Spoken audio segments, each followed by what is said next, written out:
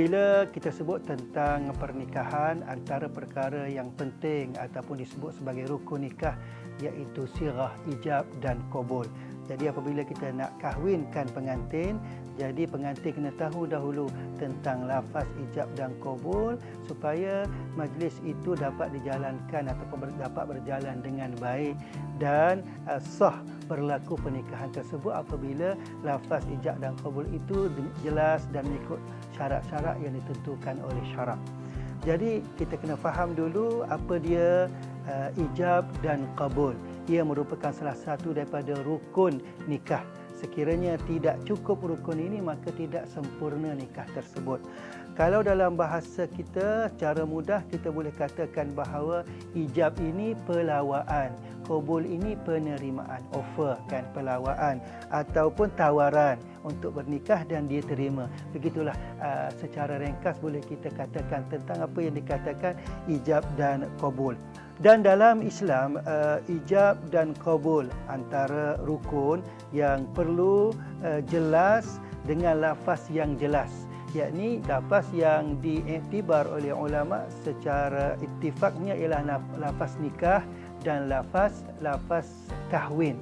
Aku nikahkan engkau, aku kahwinkan engkau. Jadi tak boleh lafaz-lafaz yang kinayah ataupun lafaz-lafaz yang secara kiasan. Misalkan aku ikatkan engkau dengan anakku ataupun aku halalkan engkau dengan anakku. Jadi lafaz-lafaz begini dipanggil lafaz kinayah, tidak diterima oleh ulama. Jadi ini pernikahan adalah hubungan yang menentukan halal dan haram, maka lafaz-lafaz yang jelas perlu digunakan, yang ittifaq ulama bahawa menggunakan lafaz aku nikahkan, aku kahwinkan, itulah lafaz yang termaktub dalam Al-Quran. Berkenaan dengan pengalaman akad nikah, jadi ada pasangan yang agak gemuruh tetapi tidaklah sampai pensan. Pengalaman saya sekitar 13 tahun menjadi imam jurunikah, tak pernah jumpa lagi lah sampai pensan. Tapi kalau gemuruh, kalau ada terketar-ketar sedikit, itu masih ada di kalangan masyarakat kita. Namun begitu, kita masyarakat sekarang, kita boleh kata masyarakat yang telah berpendidikan, jadi tidak mungkin berbeza dengan orang-orang dahulu. Jadi agak mudah untuk menangani situasi ataupun pengantin lelaki pada masa sekarang. Jadi tak adalah terlalu gemuruh. Pengalaman saya selama 13 tahun lebih kurang, tak adalah terlalu gemuruh sampai pensan dan sebagainya, terketar sikit-sikit berpeluh. Itu biasalah dalam orang yang tak biasa ataupun orang yang pemuda-pemuda yang belum biasa dengan public speaking dan sebagainya, berhadapan dengan orang, jadi dia agak gemuruh ataupun gemetar sedikit, itu sahaja. Kemudian bagi pandangan saya untuk memudahkan akad nikah, jadi akad nikah ini para ulama meminta supaya kita mudahkan akad nikah, jangan menyusahkan akad nikah, jangan kita membuli ataupun menyusahkan akad nikah. Sebab itu kebanyakan saya lihat sekarang imam jurunikah dia type teks akad nikah, aku nikahkan kau, aku terima nikah. Ada teks, baca je teks tersebut di depan, baca je teks tersebut. Jadi lebih memudahkan dan lebih tidak akan membawa seseorang pengantin itu gementar. Jadi lebih memudahkan, dia rasa seronok atau dia rasa gembira apabila kita buat macam tu. Jadi sepatutnya bagi pandangan saya, imam-imam dia perlu sediakan teks memudahkan pengantin. Sebab dia pengalaman pertama ada yang kita kata tadi gementar dan sebagainya. Jadi bila kita sediakan teks, kita ajarkan dia dulu, jadi ini memudahkan dia untuk dia lafazkan lafaz akad nikah tersebutlah. Jangan sampai kita menyusahkan dia. Okey, seterusnya pengalaman, cuma ada beberapa pengalaman saya pengantin lelaki tak tahu membaca. Pengalaman saya ada beberapa pengalaman pengantin lelaki tak membaca, adalah beberapa pengalaman 3-4 kali begitu. Jadi kita sediakan teks pun dia tak boleh baca. Jadi biasanya ini kita ajarkan dia dahulu betul-betul, dan kita akan gunakan lafaz akad nikah yang mudah. Jadi sebenarnya lafaz akad nikah itu ulama nak yang sempurna dalam kitab-kitab fiqh. Cuma sekiranya mereka susah untuk sebutkan yang sempurna, maka kita ajarkan mereka lafaz akad nikah yang mudah. Sebagai contoh, kalau satu sudut yang lain pula, biasanya kerana di negara kita ini urusan agama di bawah pentadbiran negeri-negeri dan mufti negeri masing-masing, biasanya ada sedikit perbezaan antara negeri dan negeri ataupun jabatan agama dan jabatan agama negeri yang lain berkaitan dengan lafaz akad nikah. Lafaz akad nikah jadi berbeza. Kalau macam di wilayah sebagai contoh, lafaz ijabnya, aku nikah akan dikau dengan anakku Fatimah Az-Zarah binti Muhammad sebagai contoh, ya, dengan mas kahwinnya RM100 tunai, macam sebagainya. Misal saya ulang sekali lagi, aku nikah akan dikau dengan anakku A binti B dengan mas kahwinnya RM100 tunai. Kalau itu lafaz wilayah lah. Kalau lafaz qabulnya, aku terima nikah A binti B dengan mas kahwinnya RM100 tunai. Itu lafaz yang standard yang dicadangkan oleh Jabatan Agama Wilayah untuk Kuala Lumpur lah. Namun begitu, pengalaman saya ada pengantin yang tak pandai membaca, jadi sehinggakan beberapa kali, 4 kali, 5 kali dia dapat lagi lafaz dengan baik, dia pun gementar. Bermakna kita akan guna pandangan ulama akad nikah ataupun lafaz qabul yang lebih mudah, iaitu qabiltu nikahaha dalam bahasa Arab. Qabiltu nikahaha, aku terima nikahnya. Gitu pun sudah memadai sebenarnya. Sebab itu dalam pengalaman saya, sekiranya saya nampak pengantin agak keberatan, agak susah, 4-5 kali pun tak dapat, saya akan ajukan lafaz nikah yang mudah untuknya supaya dapat lafaz dengan mudah. Dan yang seterusnya juga mengambil peranan juga saksi akad nikah. Kita kena kena fahamkan saksi supaya ada lafaz yang sempurna dan ada lafaz yang ringkas. Supaya apabila kita tengok pengantin lelaki tidak dapat berlafaz dengan lafaz yang sempurna tadi, kita guna lafaz yang paling kurang untuk menghalalkan ataupun sah nikah tersebut. Satu perkara lagi tentang akad nikah, yang terbaiknya seperti yang telah dijelaskan oleh para ulama kita, akad nikah itu dijalankan oleh bapa pengantin ataupun wali. Kalau ada bapa, bapalah. Itu yang terbaik.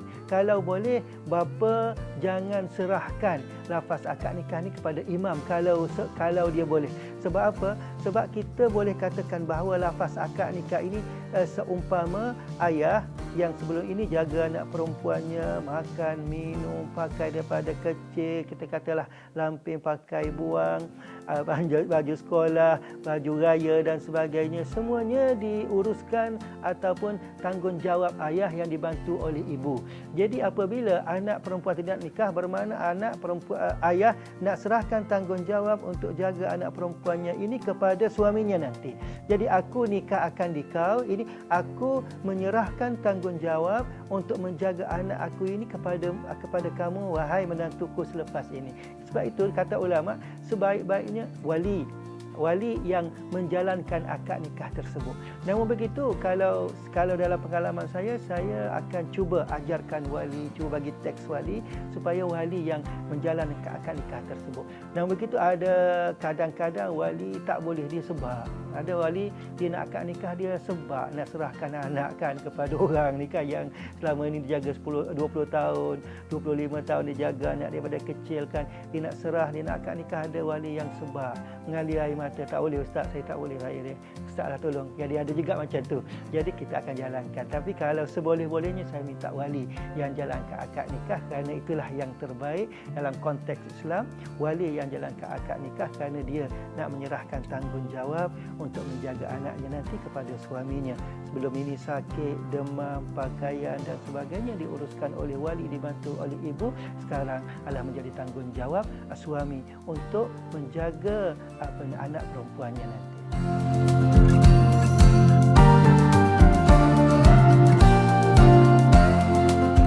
Ada pengalaman juga bagi saya menikahkan pasangan yang pasangan yang cacat pendengaran atau bisu dan pekak. Nah, bisu dan pekak dalam kitab-kitab Taurat, dalam kitab-kitab telah menyatakan perkara yang begini. Sekiranya pasangan yang tidak boleh mendengar dan tidak boleh bertutur, maka bagaimana cara ijab kabulnya? Maka sekiranya ada penterjemah ataupun guru bahasa isyarat, maka kita menggunakan guru bahasa isyarat, imam ataupun ayah melafazkan ijab, kemudian guru bahasa isyarat tersebut membuat isyarat, kemudian dia jawab, maka guru bahasa isyarat sekali lagi membuat isyarat bahawa diterima ataupun aku terima nikah dengan bahasa isyarat. Itu pengalaman yang pertama kalilah yang sepanjang saya 13 tahun ini sebagai jurunikah, pasangan yang bisu, yang tidak mendengar, tak boleh mendengar dan tak boleh bertutur, maka kita menggunakan bahasa isyarat dengan perantaraan guru ataupun juru bahasa isyarat. Dan ada juga kes, misalkan di Kuala Lumpur ini, beberapa kes juga dari dalam kalangan pasangan yang daripada luar negara, foreigners kan, ada daripada luar negara. Jadi dalam konteks ini pihak Jawi menyediakan teks khutbah dan teks ijab kabul dalam bahasa Inggeris dan bahasa Arab. Jadi kita juga berpengalaman mengijab kabulkan dalam bahasa Inggeris dan bahasa Arab, dan teks itu kita sediakan, Jawi sediakan, dan kita telah berikan kepada pasangan pengantin untuk mereka membaca dahulu supaya kelangsungan ataupun majlis akad nikah dapat berjalan dengan baik dan lancar. Secara ataupun sebagai kesimpulannya, boleh kita katakan bahawa bagi pandangan saya, imam jurunikah, jangan kita mempersulitkan pengantin. Seboleh mungkin kita mempermudahkan pengantin. Jangan kita tanya soalan-soalan hukum hakam dan sebagainya. Jadi itu tidak perlu pun, tidak menjadi syarat pun untuk majlis akad nikah, untuk sahnya nikah itu. Jadi kalau boleh kita nak memudahkan nikah, jangan sampai orang tak mau nikah kerana takut untuk berhadapan dengan imam yang tanya soalan macam-macam. Bahkan kita mempermudahkan nikah, kita sediakan teks supaya mereka rasa nikah ini bukan suatu perkara yang amat sulit. Jadi kita nak elakkan perzinaan, sumbang mahram dan sebagainya. Jadi kita jangan merumitkan masalah nikah. Apa yang diajarkan, apa yang ditentukan oleh pejabat agama itu kita ikut, dan dalam lafaz akad nikah kita cuba ikut cara yang ditentukan oleh pejabat agama. Kita sediakan teks, kita suruh dia balik hafal dahulu sebelum hari akad nikah. Ini semua kan akan memudahkan nikah, dan pengantin akan rasa seronok, akan rasa lapang, akan rasa gembira apabila imam, apabila jurunikah tidak menyulitkan mereka, bahkan memberi sokongan ataupun mempermudahkan pernikahan mereka. Jadi pengantin pun akan rasa seronok dan masyarakat pun akan rasa seronok apabila kita jalankan nikah dengan cara yang sebenar-benar yang telah ditentukan, yang telah diajarkan oleh Islam. Jadi jangan kita tambah-tambah dengan perkara-perkara yang sampingan-sampingan yang kadang-kadang menyulitkan. Itu adalah pandangan saya secara peribadi.